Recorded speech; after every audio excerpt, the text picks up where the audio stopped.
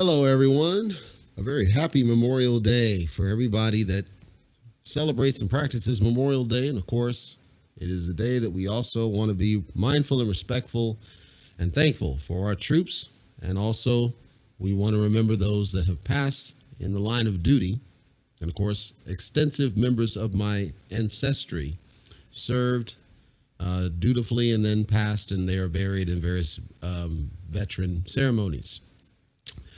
I wanted to, real quick, in the early morning, I don't expect too many people joining live because it's Memorial Day, and that's okay. It'll go up recorded.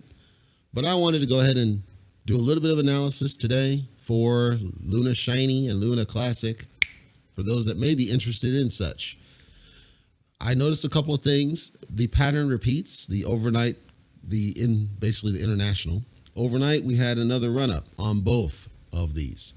And Luna Shiny is a steady growth. It's a reasonably healthy growth. It's not the unreasonable pump or unreasonable crash. It's a reasonably steady growth up. But of course, we're still early on this business.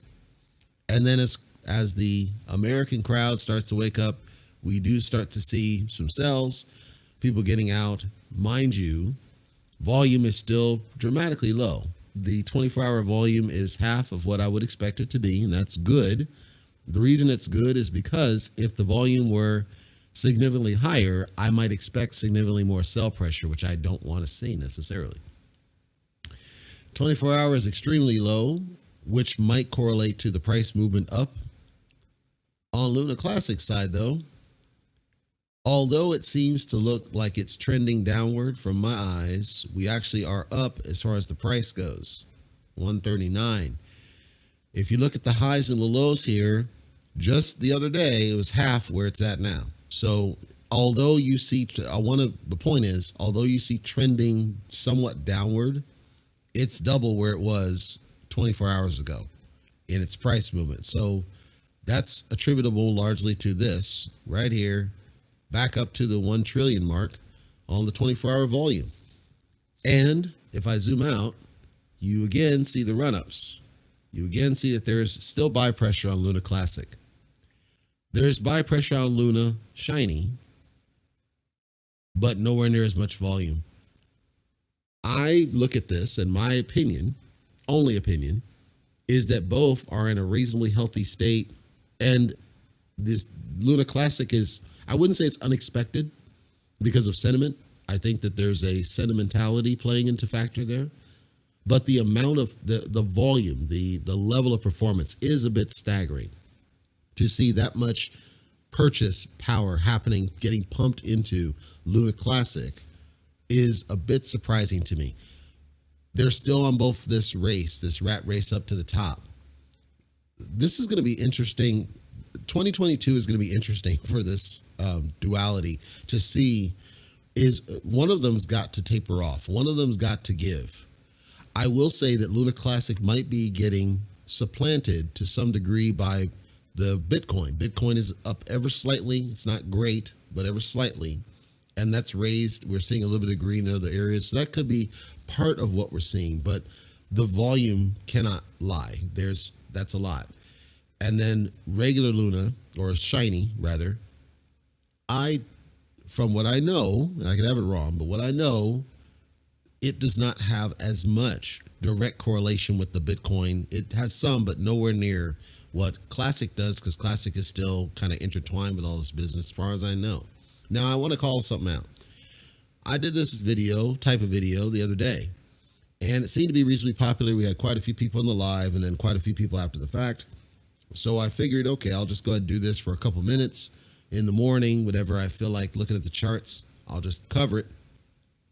And then I noticed, because I did the prediction to say, it's positive and they're on a rat race and they're both on the run up and we'll have to see where it goes, etc.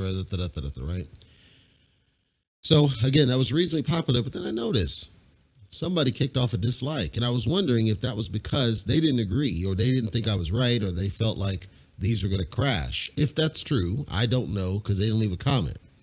They didn't want the smoke. If it was true that the person left a dislike because they thought I was not telling the truth when I said that these were going to go positive, this would be one of those situations where I would go, deep, because Luna Shiny, of course, is up almost $1 from where it was yesterday.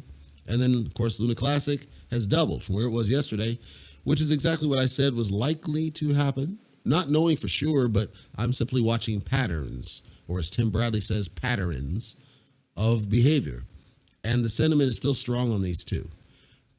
I'm not sure if one of them tapers, because Luna Classic, although trending downward, it's still got a long ways to go before it's in any position to crash at this point, from my eyes.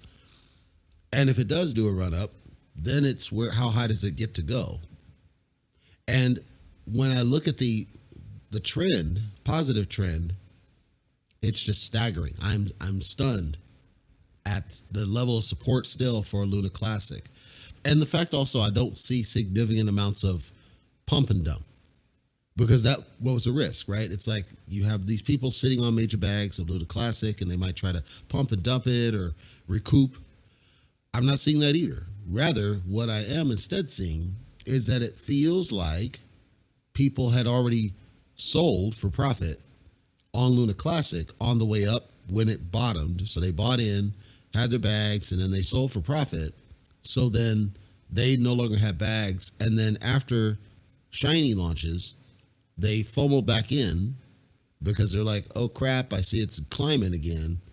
And so now they're kind of just riding the wave, because again, I'm still seeing some arbitrage happening between these two based on the charts and graphs. So this is an intriguing time with this. And I said yesterday, we might very well be in the next coming of the whole Ethereum situation. And then, of course, people made different decisions back then. Many people did not support Ethereum Classic up front. They supported it later. The upfront really leaned more towards the main Ethereum, and then it went to where it went. This might be the opposite. Could be where both of them end up succeeding, and that would change the game. That would change all the rules. The sad part, if Luna Classic succeeds, it enriches Do Rug Pull to some degree. That's the sad part. If Shiny Luna succeeds, it enriches Do Rug Pull, but not nearly as much, because there's not that much to it at this point. Anyhow, summary thoughts. Luna is up almost $1 from where it was yesterday. Significant amounts, but not a lot of volume, but significant amounts of purchase, and still that strong purchase pressure. After a strong overnight, and then Luna Classic nearly doubled from where it was yesterday. It's at around the same time. And although it appears to be trending downward, from my eyes, it looks like it's still got a long ways to go upward before it goes down, because the volume is significant and the buy pressure is significant. And there are a lot of people trying to push the price up even further. From what I can tell, 13,853 is the highest price that this is being offered at right now. And then if you notice, that number continues to tick up. So people are trying to push the price up. They're trying to get it to where it goes higher. And everybody that's sitting on it will benefit. Anybody that bought when the fork first happened, they would have been able to sell off for profits if they were sitting on bags. Anybody who kept, crazy amounts of bags from when it bottomed, they're making millions off of what's happening right now. And it's not appearing to have a dent in the momentum of the price movement of the product. Anyhow, thank you for checking in live. We'll check in probably tomorrow morning, see where we're at with this business. But I'm watching Luna not having any stake. It's just interesting and fascinating to watch the graph and the rat race to just see which ones. Something's got to give. Something's got to give. Something's got to pop. And one of these has to go down, and I'm curious to see which one that's going to be. See you guys.